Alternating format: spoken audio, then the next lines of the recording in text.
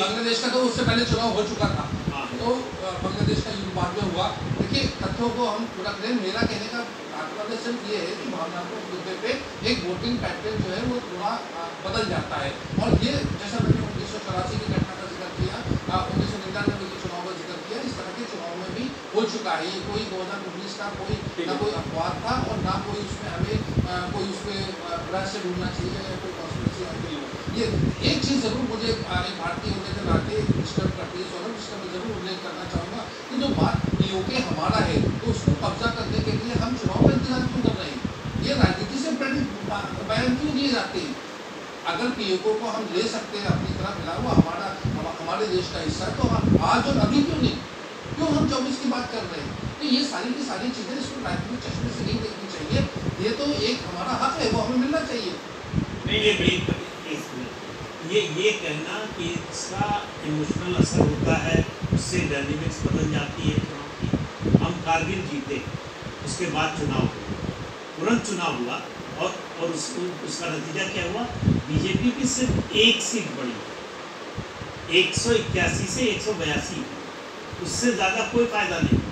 अगर उस कारगिल युद्ध के कारण एक सीट मिली तो आप अंदाज़ा लगा लीजिए कितना इम्पैक्ट था। और कारगिल युद्ध के बाद उत्तर प्रदेश विधानसभा का चुनाव हुआ, बीजेपी नंबर 1 से नंबर 3 हो गई।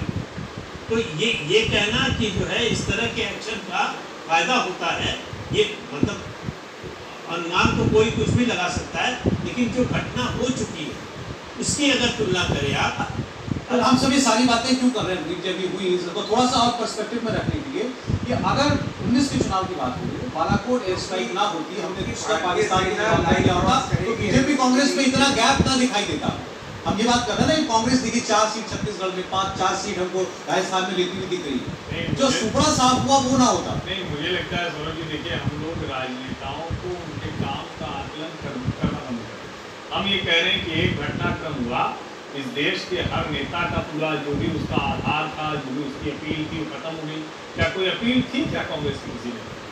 कोई है? कोई इस पूरे पैनल में कोई कह सकता है कि 2019 में कांग्रेस का कोई नेता है जिसकी वो अपील थी?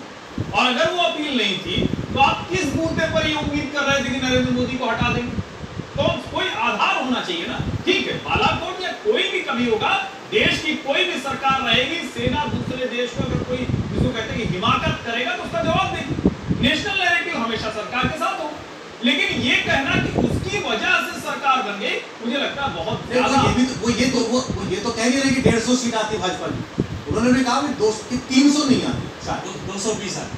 देखिए ये वाला आंकड़ा तो इसके लिए तो मतलब कोई बहुत जो आजकल चल रहा है ना ज्ञानवापी सर्वे के लिए, क्या है, penetrative ground penetrative radar technique, तो वो नीचे तक जाकर वो कैमरा खींच रहा था, तो वही वाली टेक्निक लगानी पड़ेगी, कितनी सीटें कम होती, कितनी ज्यादा। समाज में समझ चुके हैं आज